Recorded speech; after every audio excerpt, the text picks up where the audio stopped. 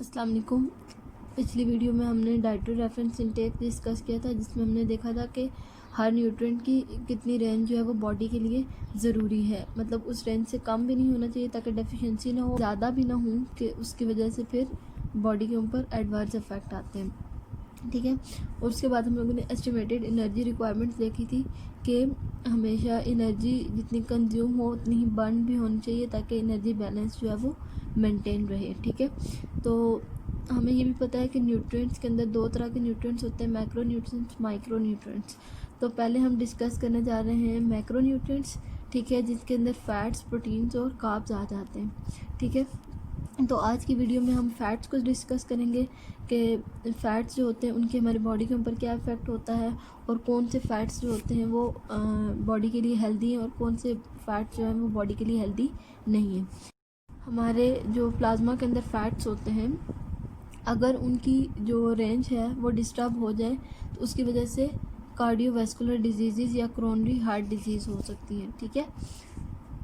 शुरू में ये कहा जाता था कि अगर कोई भी हार्ट पेशेंट है तो उसका जो फ़ैट इनटेक है वो कम किया जाए। ठीक है। तो जब उन पेशेंट का फ़ैट जो है वो कम किया गया डाइट में से, तो एज अ रिज़ल्ट क्या हुआ कि उन्होंने अपनी डाइट के अंदर कार्ब ज़्यादा लेने शुरू कर दिए। ठीक है।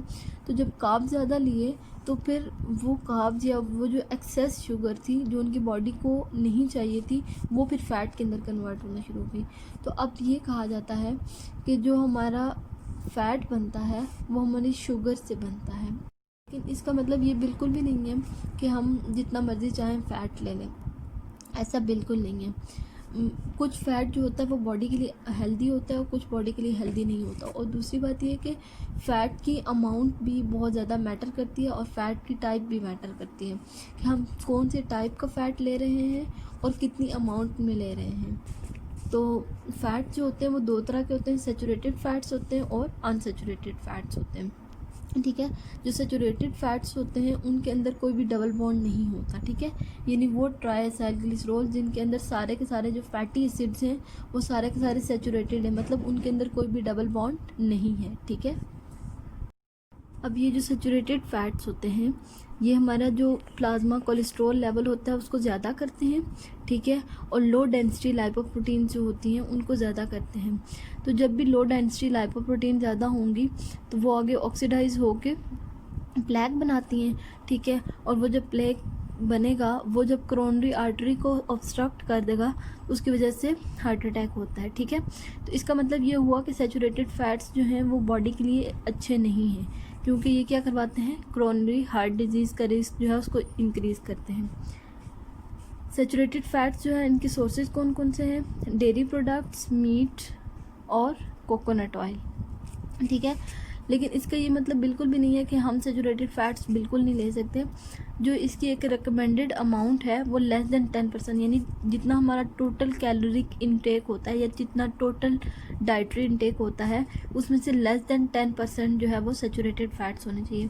10% से ज़्यादा नहीं होने चाहिए, क्योंकि अगर 10% से ज़्यादा होंगे वो हमारी बॉडी के लिए जो है बेनिफिशियल नहीं होंगे। ठीक है। उसके बाद आ जाते हैं अनसैचुरेटेड फ़ैट्स। अनसैचुरेटेड फ़ैट्स का क्या मतलब है कि इनके अंदर डबल बॉन्ड प्रेजेंट है। ठीक है। अनसैचुरेटेड फ़ैट्स दो तरह के होते हैं, मोनो अनसैचुरेटेड जिसके अंदर एक डबल बॉन्ड होगा, और पॉली अनसैचुरेटेड जिसमें एक से ज़्यादा डबल बॉन्ड होगा। ठीक है। तो पहले हम देखते हैं mono unsaturated fatty acid. Mono unsaturated fatty acid के अंदर एक सिंगल डबल बॉन्ड होता है। इनके सोर्स क्या है, प्लांट बेस्ड ऑयल। ठीक है। और जो मोनो अनसैचुरेटेड फैटी एसिड्स हैं इनको हम मुफा भी कहते हैं। मुफा क्यों, मोनो अनसैचुरेटेड फैटी एसिड, इसकी एब्रीविएशन क्या है, मुफा। ठीक है। अब ये बॉडी के लिए जो है वो हेल्दी है, क्यों, क्योंकि ये प्लाज्मा कोलेस्ट्रॉल लेवल को कम करते हैं। ठीक है। लो डेंसिटी लाइपोप्रोटीन को कम करते हैं और हाई डेंसिटी लाइपोप्रोटीन्स को ज़्यादा करते हैं। जो हाई डेंसिटी लाइपोप्रोटीन्स होती हैं ये हमारी बॉडी के लिए अच्छी होती हैं, जबकि लो डेंसिटी लाइपोप्रोटीन जो होती है हमारी बॉडी के लिए अच्छी नहीं होती, क्योंकि ये क्या करवाती हैं, जो एथेरोस्क्लेरोसिस करवाती हैं। ठीक है। और हाई डेंसिटी लाइपोप्रोटीन्स क्या करती हैं, बॉडी के अंदर जो फैट होता है, ठीक है, लीवर से फैट को लेके जाती हैं टू द पेरिफेरल टिश्यू, ये हमारी बॉडी के लिए अच्छी होती हैं। तो रिकमेंडेड अमाउंट कितनी है 10 to 20%, यानी जितना टोटल कैलोरिक इंटेक होता है उसमें से 10 to 20% जो है वो मोनो अनसेचुरेटेड फैटी एसिड्स होने चाहिए, ठीक है। उसके बाद आ जाते हैं poly unsaturated fatty acids. Poly unsaturated fatty acids वो होते हैं जिनके अंदर मोर देन 1 डबल बॉन्ड हो, ठीक है। इसके लिए एब्रीविएशन जो है वो क्या है, पुफा, पॉली अनसेचुरेटेड फैटी एसिड्स, ठीक है। अब पॉली अनसेचुरेटेड फैटी एसिड्स में 2 तरह के होते हैं, फैटी एसिड्स होते हैं, ओमेगा 6 फैटी एसिड्स और omega 3 fatty acids. Omega 6 fatty acids, अब ओमेगा 6 इसको नाम क्यों दे रहे हैं, जब हम काउंटिंग स्टार्ट करते हैं फ्रॉम द मिथाइल एंड, ठीक है, मिथाइल एंड से जब काउंटिंग स्टार्ट करेंगे तो डबल बॉन्ड जो है वो 6th पोजीशन पे आता है, ठीक है। तो इसको हम क्या कहेंगे, ओमेगा 6 फैटी एसिड। और अगर हम मिथाइल एंड से काउंटिंग स्टार्ट करें और डबल बॉन्ड जो है वो 3rd पोजीशन पे आए तो उनको कहेंगे हम ओमेगा 3 फैटी एसिड्स, ठीक है। अब ओमेगा 6 फैटी एसिड की एग्जांपल क्या है, लिनोलिक एसिड, ठीक है। ये भी बॉडी के लिए हेल्दी होते हैं, प्लाज्मा कोलेस्ट्रॉल लेवल को कम करते हैं, लो डेंसिटी लाइपोप्रोटीन को कम करते हैं और हाई डेंसिटी लाइपोप्रोटीन्स को ज़्यादा करवाते हैं, जिसकी वजह से कोरोनरी हार्ट डिजीज़ जो है उनका रिस्क कम हो जाता है, ठीक है। इसका भी जो कैलोरिक इंटेक है वो 5 to 10% है, इससे ज़्यादा नहीं होना चाहिए। जब हम पॉली अनसेचुरेटेड फैटी एसिड बहुत ज़्यादा ले लेंगे तो उससे क्या होता है कि इन पॉली अनसेचुरेटेड फैटी एसिड के अंदर परऑक्सीडेशन होना शुरू हो जाती है, ठीक है। मतलब कि जब ऑक्साइड्स बनना शुरू हो जाते हैं तो वो बॉडी के अंदर डिस्ट्रक्शन काज करते हैं, ठीक है। तो इसलिए इनकी भी एक स्पेसिफिक अमाउंट है, उससे ज़्यादा हमें नहीं लेने चाहिए। और इनके सोर्सेज क्या है, नट्स, एवोकाडो और ऑलिव्स। ओमेगा 3 फैटी एसिड जो हैं इनके अंदर डबल बॉन्ड कौन सी पोजीशन पे होगा, 3rd पोजीशन पे।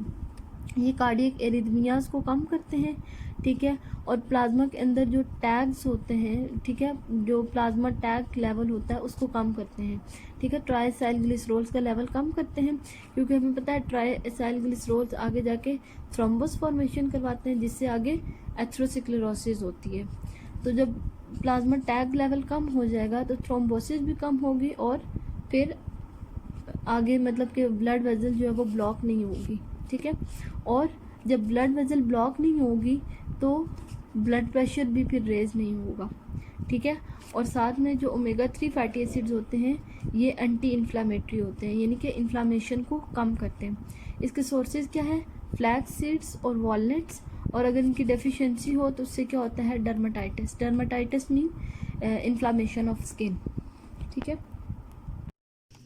अब ये जो मेडिटेरेनियन डाइट होती है इसके अंदर क्या होता है कि जो सीजनली फ्रेश फूड्स अवेलेबल होती हैं वो लिए जाते हैं, और साथ में जो पॉली अनसेचुरेटेड और मोनो अनसेचुरेटेड फैटी एसिड्स होते हैं वो लिए जाते हैं, ठीक है। तो मेडिटेरेनियन डाइट में फिर जो कार्डियोवैस्कुलर डिजीज़ होती हैं उनका रिस्क कम हो जाता है, ठीक है। उसके बाद आ जाते हैं trans fatty acids. Trans fatty acid भी जो हैं वो अनसेचुरेटेड फैटी एसिड्स हैं, लेकिन ये बिहेव करते हैं लाइक सेचुरेटेड फैटी एसिड, मतलब होते हैं तो ये अनसेचुरेटेड है, इनके अंदर डबल बॉन्ड होता है, लेकिन बॉडी के अंदर जो इनका फंक्शन होता है वो सेचुरेटेड फैटी एसिड्स की तरह होता है। मतलब ये कि ये लो डेंसिटी लाइपोप्रोटीन्स को ज़्यादा करेंगे और हाई डेंसिटी लाइपोप्रोटीन्स को कम करेंगे, जिसकी वजह से कोरोनरी हार्ट डिजीज़ जो हैं वो ज़्यादा हो जाएंगी, ठीक है। इनका सोर्सेज क्या है, एनिमल फूड्स, फ्राइड फूड और कुकीज़, यानी कि बेकरी प्रोडक्ट्स जो होते हैं उनके अंदर। उसके बाद आ जाता है कोलेस्ट्रॉल, यानी कि डाइट के अंदर जो हम कोलेस्ट्रॉल लेते हैं, डाइट के अंदर जो कोलेस्ट्रॉल आता है वो एनिमल प्रोडक्ट से आता है, ठीक है, एनिमल सोर्सेज से आता है। इसकी रिकमेंडेड अमाउंट कितनी है, ये हमें लेस देन 300 मिलीग्राम पर डेसीलीटर लेना चाहिए, क्योंकि अगर हम इससे ज़्यादा लेंगे तो फिर ये बॉडी के अंदर जो कार्डियोवैस्कुलर डिजीज़ हैं उसका रिस्क जो है वो इंक्रीज़ हो जाएगा, ठीक है। इसके अलावा इन फैट्स के अलावा अगर अल्कोहल कंजम्पशन मॉडरेट अमाउंट में की जाए तो वो भी कोरोनरी हार्ट डिजीज़ को कम करती है, यानी कि फ़ीमेल्स के लिए 1 ड्रिंक पर डे और मेल के लिए 2 ड्रिंक्स पर डे। अल्कोहल जब भी कंज्यूम करेंगे तो उसकी एडिक्शन होने लगती है, तो जब अल्कोहल की एडिक्शन होती है तो फिर लोग उसका अब्यूज़ करते हैं। तो जब अल्कोहल अब्यूज़ करेंगे तो उसका फिर बॉडी के अंदर और बहुत सारे हार्मफुल इफ़ेक्ट होते हैं जो लीवर को भी इफ़ेक्ट करते हैं और फिर GIT भी इफ़ेक्ट होता है, ठीक है। तो इसलिए ये यूजुअली जो है वो रिकमेंड नहीं किया जाता। इसके अलावा जो रेड वाइन होती है वो एंटीऑक्सीडेंट है, क्योंकि वो लाइपोप्रोटीन की ऑक्सीडेशन को इनहिबिट करती है। ठीक है, जब लाइपोप्रोटीन ऑक्सीडाइज हो जाती हैं तो वो आगे जाके क्या बनाती हैं, थ्रोम्बस। तो ये उनकी ऑक्सीडेशन को प्रिवेंट करती है ताकि फिर थ्रोम्बस ना बने, और थ्रोम्बस नहीं बनेगा तो ऑब्वियसली ब्लड वेसल जो है वो ब्लॉक नहीं होगी, जिसकी वजह से हाइपरटेंशन भी डेवलप नहीं होगी और कार्डियोवास्कुलर डिजीज़ भी डेवलप नहीं होंगी। ठीक है, थैंक यू।